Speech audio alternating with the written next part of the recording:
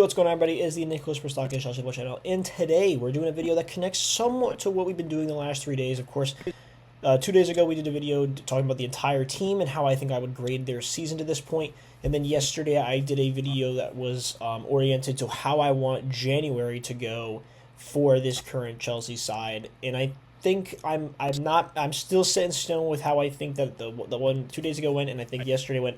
I think nothing has changed in my thought process. I did get some nice comments from people saying, talking about maybe whether Costa and Shrewsbury Hall should be switched or Carney Chukwuemeka shouldn't get sold, but I think at this point I've gotten my mindset's pretty clear on what I want to do. But today I want to do something that is about how I think that they've done the last 6 months, how I think all of the summer moves have combined up to this point 6 months from now.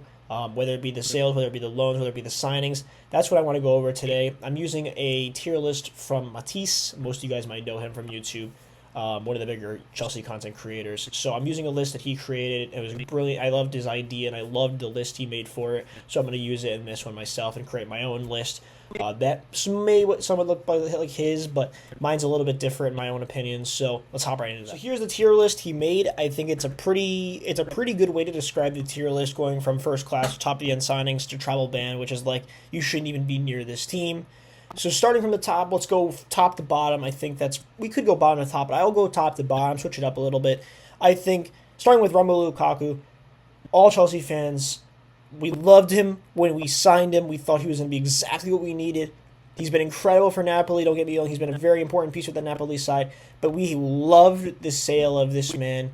When he got here, we were like, wow, he's been great, really good start. And then he said he'd love to go back to the Serie A one day in an interview. He was already thinking about his sale after he just joined. This guy was a snitch right when he got here. It was basically a traitor. We wanted this guy to go almost immediately when he got here. So Romelu Lukaku's top of the end move. Estevao Willian is just the perfect example of good scouting equals good business. We can't determine yet whether it will be what I just said. But what I will say is that Estevao Willian is the top under 21 goal contribution leader in Brazilian Serie A history. He's over Neymar. He's over, I think, Vini Jr., over, who's the guy that, Endrick. I mean, he's over all these brilliant young players in Brazilian Serie A history. But he is going to be the cream of the crop. This guy, what I've seen, if you watch a highlight tape, it's not like just skill moves. This guy is a brilliant passer. This guy's a brilliant shooter. He's scored wonder free kicks, for God's sake. Estevao Willian is the top of the entire bar. He is the bar for U21 unders. Maybe you could say Lamine Yamal, but this guy is right below there as it stands. This guy's already gotten his first senior caps at age 16 and 17. He's incredible. Give this guy his praise. I can't wait to see him in next season. And then Andre Santos, I decided to put in the first class. Of course, I thought he was a guy who could have gotten definitely some playing time for us this season, and now I can definitely say I think this is the same. I had him on my recall list. Yesterday I had him on my recall list. I think he should get recalled. There's a better chance I think he won't, but I think it's a possibility still. But the thing is, I think the move to Strasbourg has been incredible. Of course, he was incredible last season when he was at Strasbourg. We knew it'd probably be an okay move for him. But he is the best under 21 midfielder in the entire world right now. The amount of goals he has, the amount of ground duels he's won, the amount of tackles he's won, interceptions. This guy is literally the perfection of box-to-box midfielder. He has been incredible for that Strasbourg side, and a major part of why they are not way lower in the table. I think they're in 14th or something in the Ligue 1 right now, so they're not even doing that well. But he's a major reason as to why they are where they are. So give props to Andre Santos. Jadon Sancho, I have the first person in the business tier. He hasn't been too incredible, but he's been very good at certain stretches. I think that he's got 5 overall or 6 overall goal contributions for the team. It might be a little bit more than that. I think he's got 2 goals, I think, and 5 assists total, if I'm not mistaken. So I think he's got 7 goal contributions total for us so far. If my math is mathing and my overall statistics are lying. But I think that is where he's at. He's had an incredible start to his Chelsea career, in my opinion, for what you'd like to say. He's had some good games and he's had some bad games, don't get me wrong. He's been inconsistent in a way, but he's more consistent than he has been inconsistent, which is what you'd like to see in a player. And for a guy who's only got a $20 to $25 million buy option clause, if we finish above 14th, dude, Man United aren't going to finish above 14th, so I think we're okay. So we're going to bring Jadon Sancho's a good piece of business. Renato Vega, we brought him in for 14 million pounds, I think, from FC Basel in Switzerland.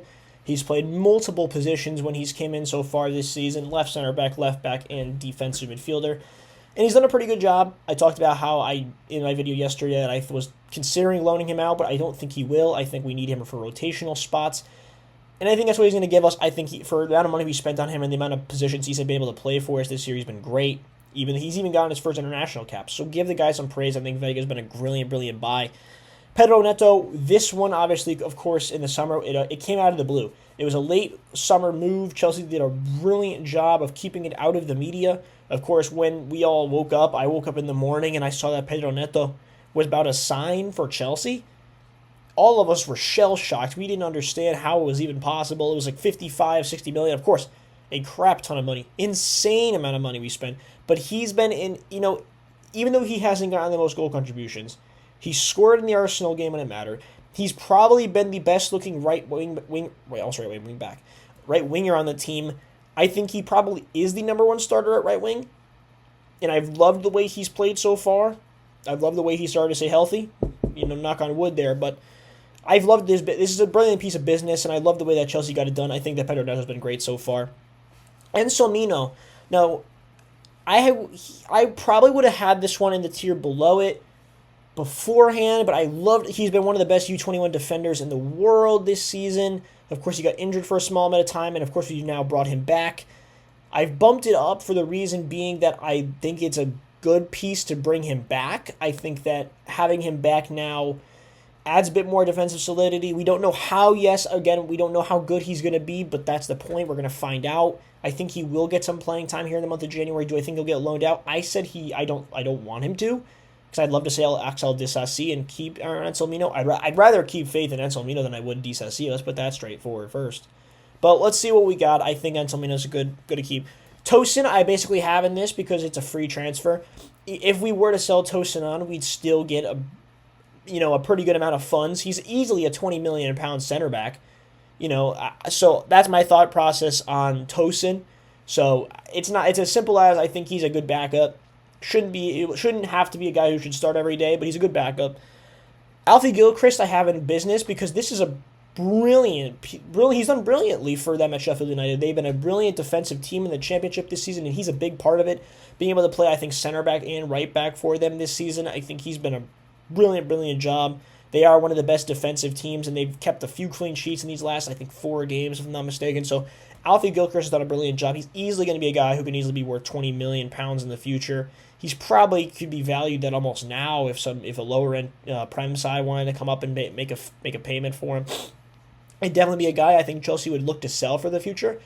However, I think this is one of those scrappy guys that you would easily hold on to for the bench. So I love Gilchrist. Bashir Humphreys I also have in this tier. I think that Burnley have an optional fee to buy him in the future. It's around 12 million or something, if I'm not mistaken. But I think that Bashir Humphreys has had a pretty solid season. Burnley, of course, are having a great year. He's been an integral part of that. So there's a chance, of course, he could be gone at the end of the season that if Burnley were to buy him, if they were to be promoted. But I think this is a good piece of loan. It's a good loan move. I wouldn't want him to go anywhere that's not a championship move. I thought he was pretty good in our preseason, so give Bashir Humphreys some shout. Mark Guiu, this one's simple. He's a top scorer in the Conference League. He's been a brilliant-looking player in those cup games. I'd love to see him get more time in the Premier League now, if we don't buy a striker, that is.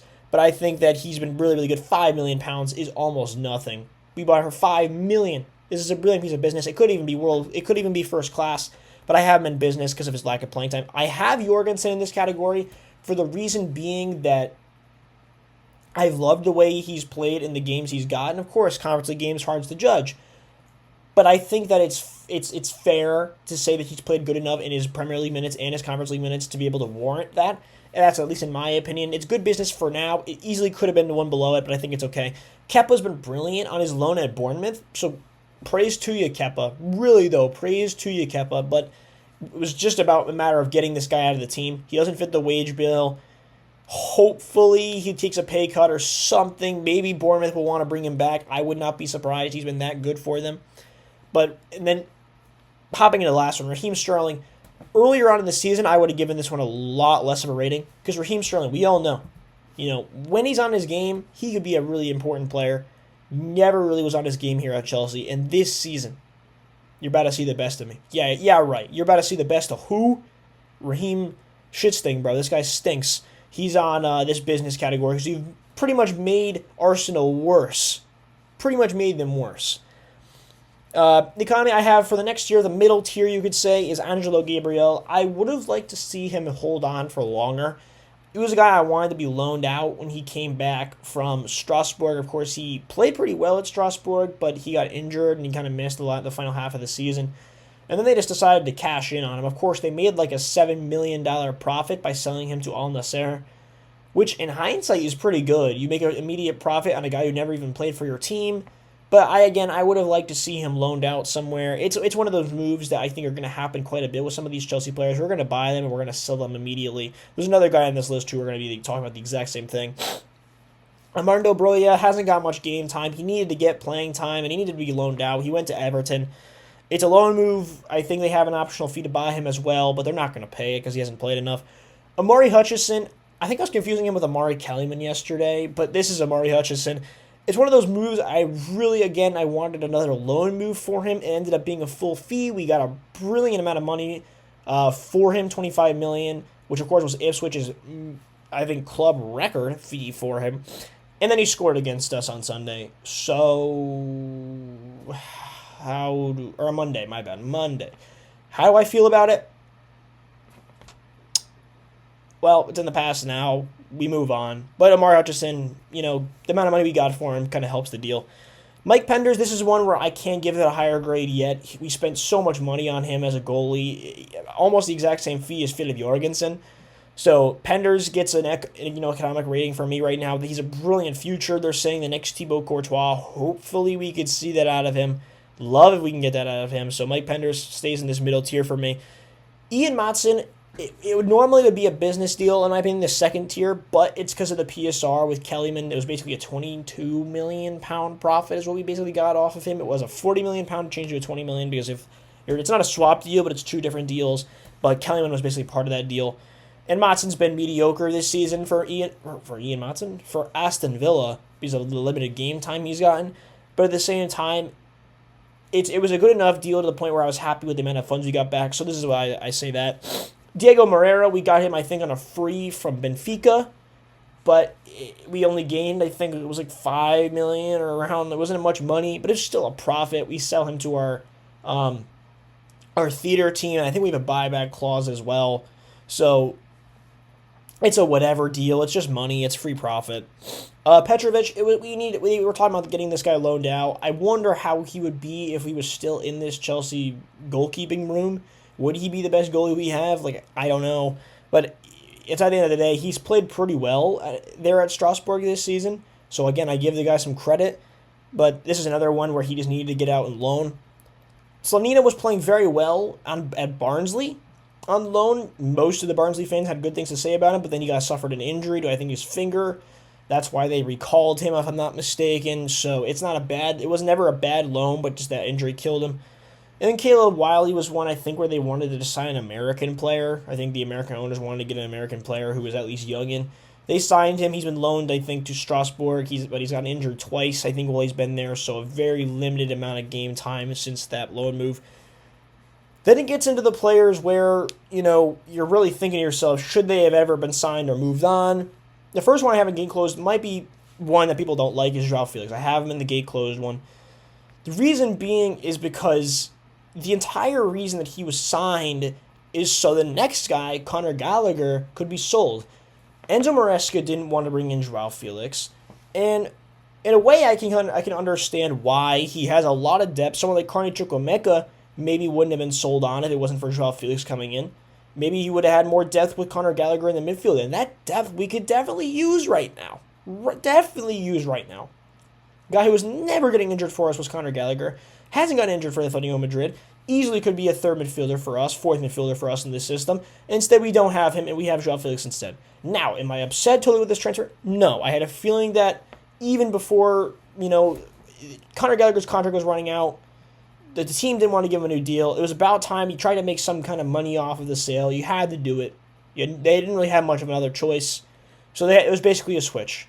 So Joao Felix, right now, I don't think it should have happened.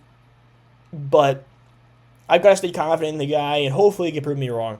I'm going to skip past Conor Gallagher because I talked about it a little bit. Leslie Ugochukwu is one that the loan spell has been very bad, but I have it here instead of travel ban because now Southampton have a new coach, and they're talking very highly of him, and he wants to use him. So I'm going to give him the benefit of the doubt, and I'm going to say that Leslie Ugochukwu can make a difference for the Southampton team. As much as I said I want him to be recalled yesterday, there's a chance that it won't happen. And that could be pretty poor because of the lack of depth we have in this midfield right now is not good. And I would love to have another guy in there. Romeo Lavia is not coming back for any time soon for what we've seen. So we need another guy in here, man. We do need another guy in here. And Leslie Ugochukwu would give us another body. Moving on to the last guy is Trevoh Chalobah. Now, I have him in here, not for a bad reason. Not for a bad reason. I have him in here because I think it's a loan deal that never should have happened. I think it's a loan deal where, again, I said yesterday, he's our third or second best center back. We need to keep the best players at our team. That's simple. And he's one of the, like I said, the second or third best center back. I'd say the third. I think Wes is better than him. Maybe you could say Trevoh is better than Levi Colwill, which I wouldn't disagree with at all. But Trevoh, man, we need him right now. We are struggling with center back depth. We have two major injuries at the position, and we have to sit here and deal with Tosin and Disasi as our backup options. We would need a guy like this back right now. It is the 1st of January. Okay, yesterday was the 1st of January. Today's the 2nd of January. The transfer window is open. We can make this recall, right? Like, why do we just say we don't need this center back option? Why do we all of a sudden just say Disasi could just keep staying as a really bad 4th, 5th option? It pains my heart to see something like that. Trevoh has just gotten pushed out of the team like most academy graduates in a way. But that's my feelings on Trevoh. Lewis Hall is one where he's been brilliant in his time at Newcastle. He destroyed us in the Carabao Cup game. I would have loved to keep him. Of course, basically his replacement was Renato Vega.